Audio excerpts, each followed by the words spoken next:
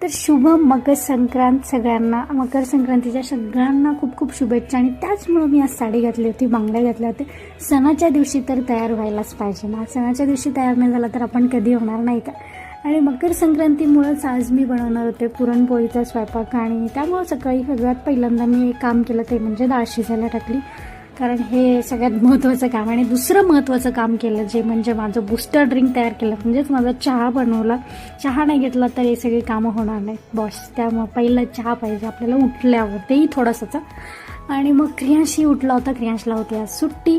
आणि मी आज सगळी रेसिपी तुमच्याबरोबर शेअर करणार होते, पण जर मी ते शेअर करत बसले असते तर माझा नवरा आज न जेवता गेला असता, कारण वेळ लागतो, उशीर लागतो. त्यामुळे मी पहिलं कामं सगळी पटपट आवरून घेतली आणि लास्टला पोळी करतानाच मोबाईलला हात लावला आणि मग ते शूट केलं. आणि पोळी बघा माझी कशी टम्म अशी फुगलेली आहे. जेवढ्या लागतात तेवढ्या पोळ्या आम्हाला पहिलं बनवून घेतल्या. आणि मग त्यानंतर लास्टला मी पापड तळले आणि मग भजी तळले.